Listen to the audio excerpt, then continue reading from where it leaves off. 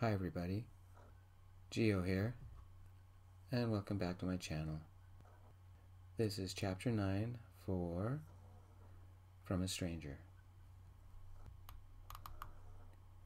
Daniel, I was making my own surfboard, skimboard, whatever that was. I was in Hawaii making a surfboard. Okay, I'll wake up any moment and know I've gone crazy. When we pulled up in front of Ilio's house, I called Dad. Hey, what did the doctor say? I asked. I'm fine. No change in spite of it all. What's got you so happy? Dad said. I rotated the phone to show the surfboard. I'm just going to call it that. When in Hawaii.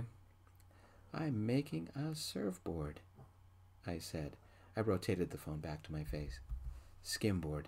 Ilio jumped in behind me. Surfboards are a lot bigger. This one is only 40 inches. Ilio, good to see you, Dad said. You keeping Daniel out of trouble? Are you kidding? I need to get him into trouble. He works too much. Story of my life, I said. How's life back in the Butte? I'll see you inside. I'm going to get my stuff. Ilio ran up the stairs and into the house. I think things have settled down, Dad said, at least on our end. I fielded a couple of billing disputes from Saturday, and I think those are settled. I still have the ring. It's on my desk. Ask me about it when you get back, and I'll get it to you. It's custom, I said. There's no way I can get my money back for that. How about you? Are you okay? Dad said. Stable, I said. Ilio's made sure of that. I'm glad you found somebody, Dad said. Xander came by, apologizing like crazy.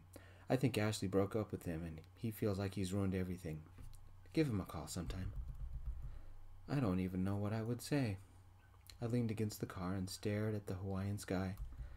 Why does it look so much different than back home? I honestly don't know how I feel about him, or Ashley. Part of me hates them. Part of me wants to never see them again. And there is this little tiny part that feels sorry for them. Shani opened the door. Dinner's ready. And they feed you too, Dad said. You better go. I'll talk to you later. A pasta with vegetables and fried spam. It was actually really good. We had the same cleanup assignments as before. Once again, Johnny tossed half the plates our way, and I gathered the rest. Your mom can make anything taste good, I said. You should tell her that. She'd appreciate it coming from you. Ilio said, passing me a plate to dry. You missed a fork. It's on the corner of the table. I set the plate down, walked over, and grabbed the fork, and handed it to Ilio.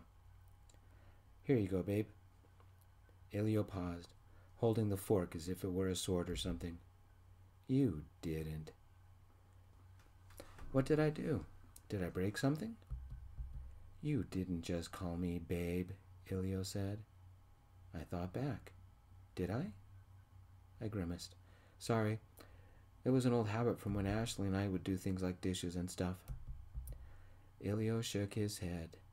So we're heading to that kind of relationship. Okay, I can deal. But there has to be a consequence. What are you talking about? I said. Babe, nobody has ever called me that. Not even Noah. Definitely not pompous old Noah. Sorry, I said. It just slipped out. Fine. Ilio set the fork into the water and dried his hands off. You asked for it. What? I said. I'm sorry. Every time you call me babe, what shall I do? Ilio stepped to within a few inches of me. Kiss him, Grammy yelled from the other room. For calling you babe? You've been warned.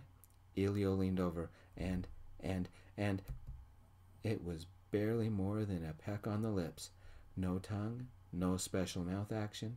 Yet, I couldn't breathe. I couldn't move. My eyes closed. I wasn't thinking about Ashley, or Xander, or Dad, or surfing, or yoga, or Hawaii. Just Ilio, his nearness, his warmth, the smell of the soap on his skin.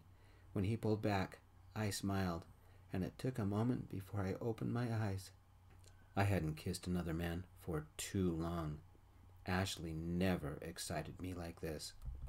He's in shock, Neilani squealed from the door. Quiet down, I'm trying to listen to the weather, Mrs. Smith said from the living room. Shani giggled and rolled on the floor. Grammy walked in and pulled a glass out of the cupboard.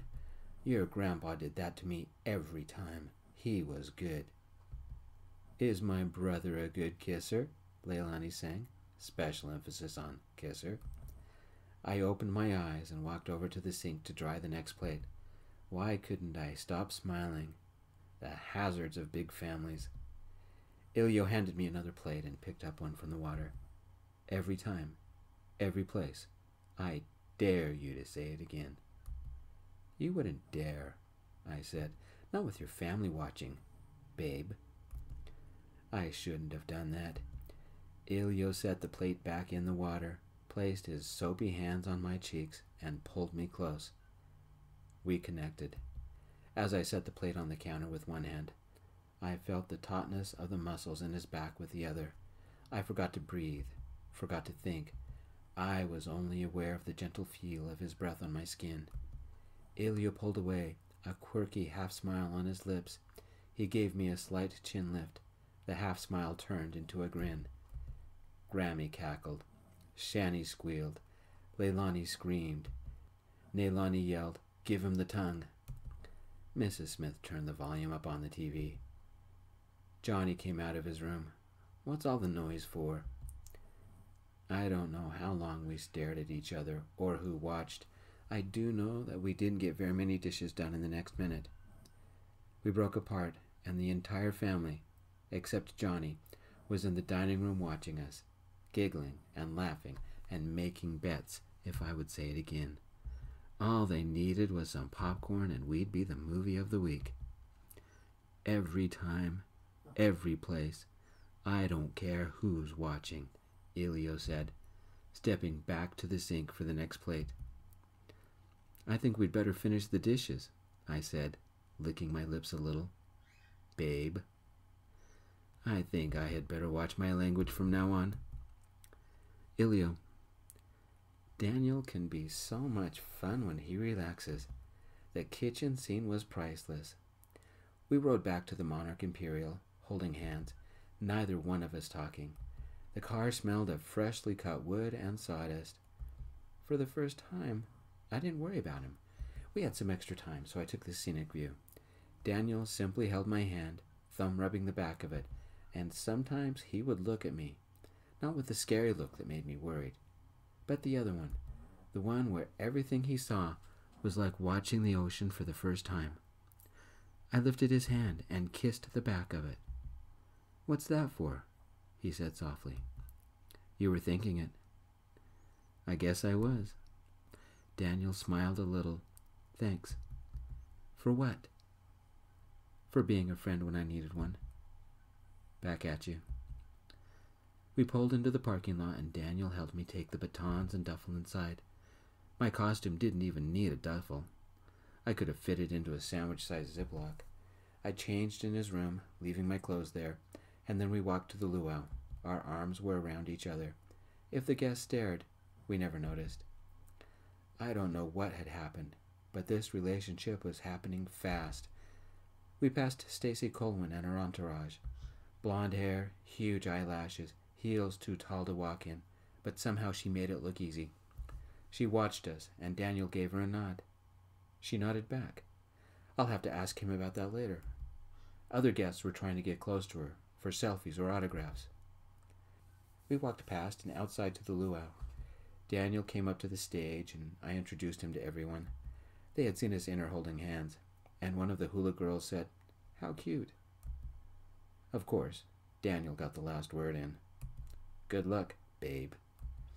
I don't know who is going to enjoy this game more, him or me, but at least he's not scary depressed. Barney told me about his breakdown yesterday. Why did I fall in love with someone so damaged? It's because I'm just as damaged.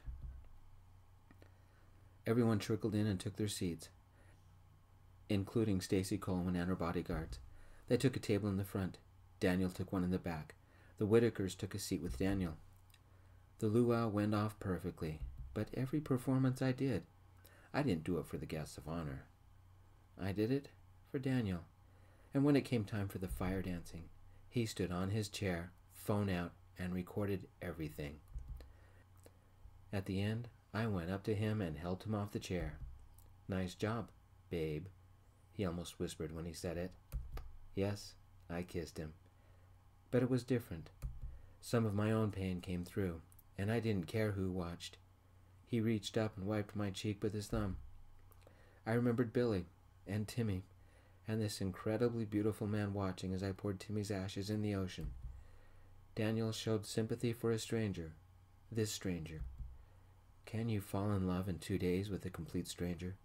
Can someone change your life that much in so short of time? I don't know. And right now, I didn't care. "You okay?" Daniel asked. It was my turn to whisper. "I think so." I returned to the stage, helping to break everything down. The Whitakers chatted with Daniel, watching it all. Mr. Whitaker placed his arm around his wife's shoulders. I nodded to them.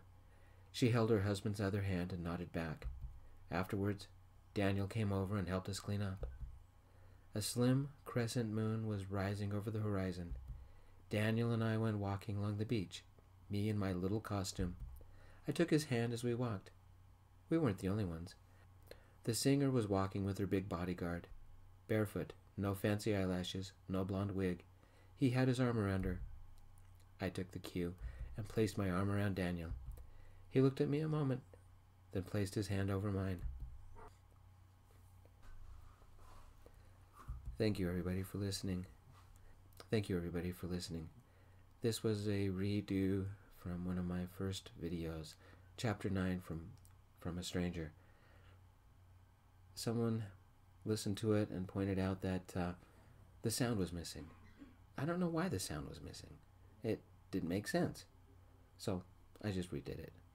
Anyway, I hope you enjoy. Thanks for listening, and peace.